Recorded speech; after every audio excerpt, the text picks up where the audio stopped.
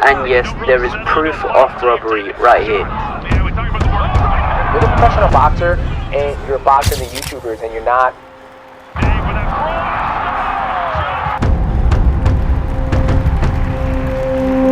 The scorecards have just been released for KSI vs Tommy Fury, and yes, there is proof of robbery right here. I felt like KSI did a lot more with the in and out, and the right hands looked great. And Tommy Fury didn't really box. The Misfit Prime card overall was great. And for those people who say it was bad, that they need a refund, I think they are either a boxing purist who don't really follow the influencer scenes, or they just came on for a pay-per-view to watch Logan and JJ fight, and that is it. However, I am a fair human being. I believe we all should be a fair person and give credit to where credit dues. And the facts is that the prime cards, the Misfit Prime cards from start to finish, even the prelims, were great. Especially up until the KSI vs Tommy Fury fight, which I wish was more action-packed instead of clinching from both men. And that is what I want to focus on today, the Tommy Fury vs KSI fight. So let us be honest, let us be a fair human being like I said earlier, and answer these questions by putting your thoughts in the comment section below. First question is, do you really think that JJ lost 4 rounds against Tommy Fury? And the second question is, do you really think that JJ lost the second round against Tommy? If we're being honest with the point deducted, this fight could have been a draw or a JJ's win. And somehow if you're a Jake Paul fan, well, sorry to tell you mate, but even Jake himself said that KSI won the match based on point deduction. And personally, I had JJ winning because of the point deduction. If there was not a point deduction in the second round, then the fight could have been a draw, because it is a 6-round fight.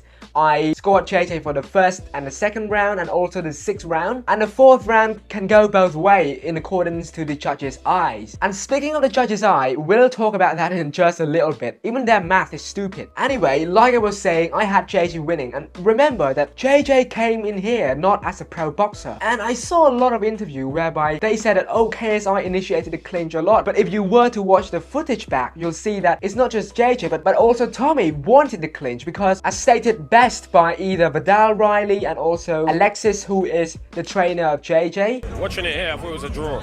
I think JJ won round 1 and 2, point taken off. Tommy won 3, 4, 5. Then I might have just edged the last to JJ. Very disappointing, but only on Tommy's side. Whatever JJ is doing to hang in there with a 9-0 professional boxer, you can't get onto him about it, really. You got to allow him. Tommy allowing that to happen is what we should really be like, raw. Like, I don't think anyone expected man to struggle with JJ like that. Kind of like it's a mathematical impossibility. I mean, even if Tommy won 4 rounds out of the 6, which he didn't, but even if he did, with the point deduction, it would have been 3 apiece. So that still would have been a draw. Even if he won 4, which he didn't, because we clearly won rounds 1, 2, and probably 6, or 1, 2, and 5. I think the obvious thing was Tommy's won every single fight with a jab. He landed 1 jab the whole fight. We took away his jab. We took away his lead hand and made him fight a fight that he wasn't comfortable fighting.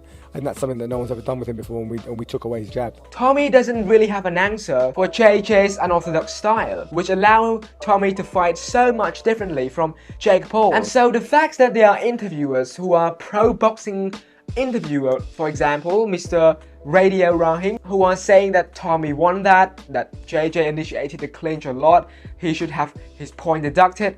I believe that is not the right way to go about, because if you watch the fight, both men initiated the clinch. If not, Tommy also wanted to be in the clinch, doing dirty boxing, and as you can see, hitting him in the back of the head as well. So I believe, if anything, we should keep the pro boxer accountable, because he is supposed to have the answer, but instead he goes along with it. He wasn't the boxer in this fight because he could not answer the JJ unorthodox style. And just like what Alexis said during his interview with Fred, we can say that JJ unorthodox style really makes the fight difficult for Tommy Fury to initiate the jabs. And we have people out here saying that, why don't Tommy just jab like how he did it with Jake? But remember, when Tommy fought Jake, Jake was all caged up. He wouldn't let his hand go. So Tommy had to be really cautious about approaching Jay because he's afraid of the right hand that Jake is gonna land. Whereas with JJ, if he were to stay still, JJ would be the initiator and he would win the fight solely based on that. And the fact that JJ keeps on pressuring forces Tommy to not stand still and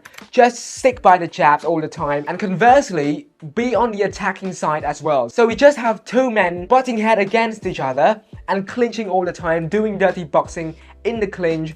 So I don't think that it's just JJ to blame, but it's also Tommy to blame for not being the real professional fighter. And the fact that he won that fight, it baffled me, which we'll talk about the referees and the judges right now. So let us start with the referee, which allows stuff like back in the head hit 4 to 5 times, and he gave out like 4 warning, and he deducted only 1 point. The referee is supposed to help oversee the fight so it can be fought fairly, but simply allowing fighter to get hit in the back of the head, that is an example of the referee doing a poor job. Because if you were to watch the fight back, you'll see that JJ equilibrium was really messed up due to the fact that he was hit in the back of the head a few times. And if you think that it doesn't hurt, well, find a friend who looks similar to Tommy Fury, a big frame like a freaking ape titan, and tell him to throw his hand in the back of your head. You'll feel it. I used to hit my head, the back of the head, on a wall, and once hit the door as well, and it really messes me up a lot. I genuinely believe that the back of the head hit was intentional because JJ was rushing in.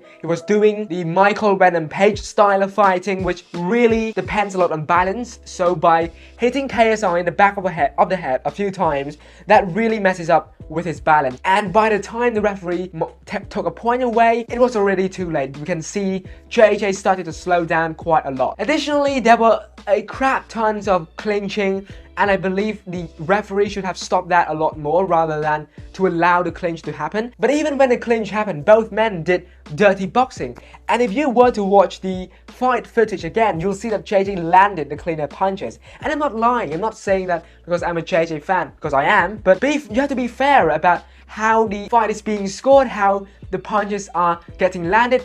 And also another factor to remember is that Tommy is the pro boxer here. He's not landing clean punches in the clinch. He's not landing an overhand right cleanly, unlike JJ. All he did during that was getting into the clinch, dirty boxing, rarely throw the jabs.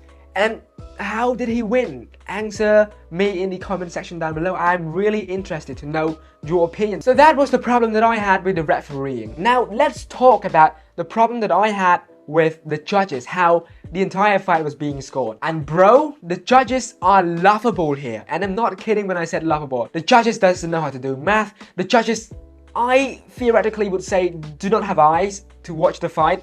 I thought we were watching different fights after hearing the scorecard. Like, how did this happen? How did the judge score that, you know, in such a laughable way? The second round was when JJ was putting on a lot of volumes on Tommy. Plus, Tommy was doing a lot of dirty boxing in the clinch. From what I remembered, he hit KSI 3 times in the back of the head from 3 different clinch initiations, which if you were to take it out of the fraction of the amount of time of boxing, 3 minutes, 3 clinches, that is a lot of times being taken out of that round. And the fact that Tommy hit JJ's in the back of the head 3 times, plus the point deduction, the fact that JJ was keeping the volume on Tommy, it really baffled me to see the judges scoring it a win for Tommy. Like, how can you score the second round a 10-9 round to Tommy prior to the point deduction? It just doesn't make any sense at all.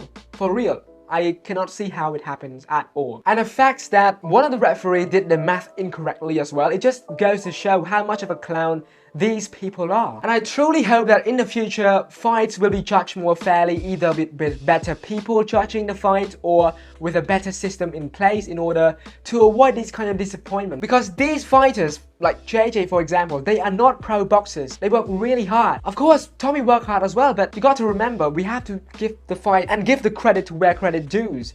And this fight, I could see it going either a draw, worst case scenario a draw, and best case a win for JJ. And the fact that they scored it to Tommy, and the fact that the second round was given to Tommy, that just baffled me as a whole. And yeah guys, those are my opinions on the fight. How about yours? Leave it in the comment section below. I'm really interested to see what your opinions are, and I really hope you are being honest with your opinions down below, because I think that is what we need in this kind of scenario if we want these boxing fights to continue. Otherwise, in the future, no one is gonna want to watch crossover boxing or boxing in general, because from what I'm seeing, it's not rigged, but it's being judged poorly by clowns who probably are not even paying attention to the fight. And I really believe we should hold these boxing judges accountable for what they did. So yeah, hopefully you enjoyed this video and my takes, and leave your comment in the section down below. With that being said, thank you guys for watching, and I will see you all in the next video. Thanks, goodbye, and peace.